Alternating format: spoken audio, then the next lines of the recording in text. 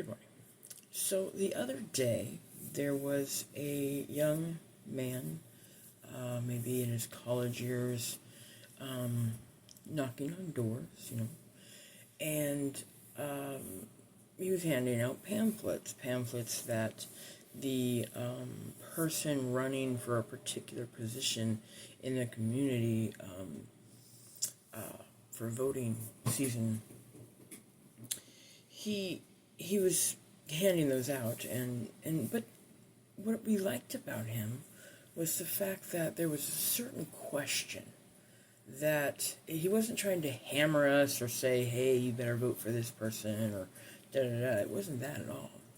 How he handled it was quite awesome, actually. I wish everybody would do this. It was an inviting conversation.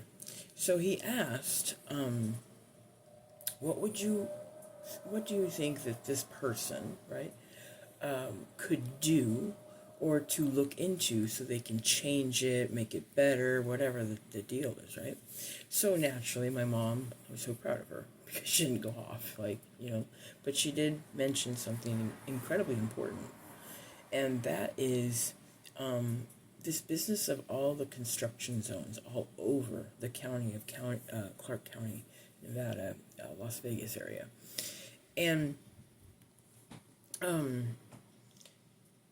we've noticed that, I'm sure everybody's noticed it, you got to be deaf, dumb, and stupid not to see the cones everywhere. They're on the freeway, they're on the main detour. You remember how when they would fix something and then they would detour us onto other streets and stuff like that. Now, not only are the main streets, under construction down to one lane, very congested for regular traffic, including city buses and stuff, but now the detoured streets, the residential streets and all that stuff are also torn up.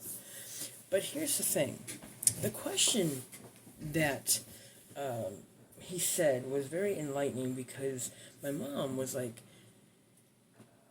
is there someone who can do better planning for the city? Because this business of ripping up a street, spending a year to do whatever it is they're doing, and then not 6 months later, they rip up the same street again to either put something in it or take something out of it. It's like, my mom has a very good, valid suggestion, because who's planning in the city for tearing up streets and doing construction? Because are you not looking at the big picture about all the plans that are coming in and all this stuff? Are you not looking at that and saying, hey, while they have this street ripped up, you guys go over here and go ahead and take care of what you got to take care of, and then when you resurface the street, it's done, kaput, end of story, okay? But no, they continue to rip up the same streets. There's never really a moment where you can just drive without hitting cones. There's cones everywhere. It's crazy. So I mean, those people who are running for office, whether it's Las Vegas, North Las Vegas, Henderson, whatever, I think it would be beneficial for your career in politics to look into who in the hell is in charge of this cone construction. You might as well call it a theme park at this point. There's so many cones. Put the cone as a state flower on the state flag, because that's how many construction projects are going on in the city, like cray, okay? And it's kind of reminds me of Texas when I drove truck. I kid you not. That whole state was under construction for 20 years. It still is. They're constantly ripping up the freeways. It's like, wow, okay. Someone didn't plan about future, population situations. But also, I would also look into, for you guys, politicians running and stuff, I would also look into these companies like the data centers, like Switch and all these other data centers. And the reason why is because we live in the desert. Water is not exactly readily available. We have to have it brought in. So when you have these data centers that rely on our water resource to cool your computing situations, where does that leave residents? Okay, because you have all these billboards saying, oh, this is the water schedule for this summer, and you can only do this during this time, and da-da-da-da. But then the people who have money, apparently they don't have to abide by those rules, right? The elites and stuff like that, the people who own multi-million-dollar homes, they can have real grass and have the sprinklers on for hours at a time.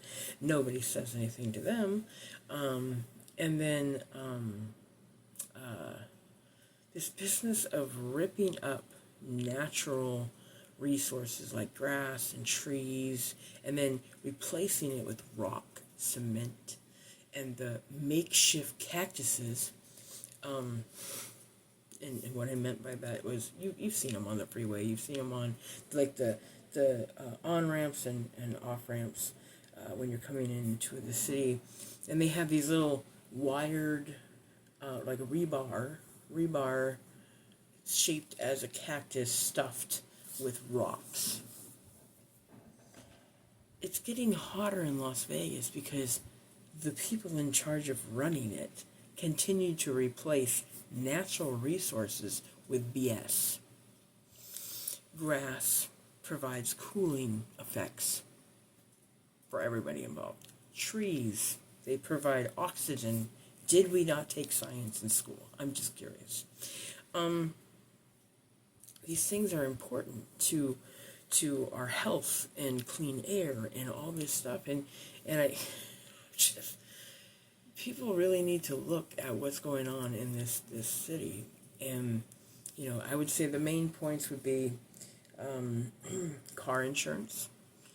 Did you know that Las Vegas, Nevada has 46% higher car insurance than any state in the country? Make it make sense. Okay? Then the construction zones that are just nonstop and they're poorly planned. Okay? Plus, whatever happened to putting signs out saying, hey, this project is funded by this and this project is doing this? They don't have those signs unless, of course, you walk up to the construction place or the construction zone and you look on the back end of the sign, because clearly that's a thing, and who's doing that? And then the other factor I would say is this business of allowing tourists to come into our town, rent vehicles, having no idea what our laws are, how to read our signs, all this stuff.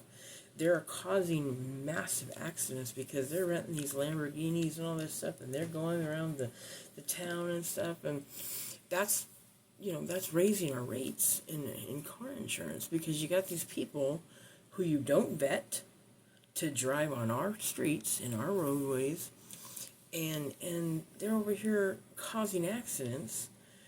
People, they're whipping through traffic and all this stuff, and people are colliding. That's not okay. Someone needs to do something about that. That's just crazy. And then the whole cell phone in your hand law with the cars and stuff.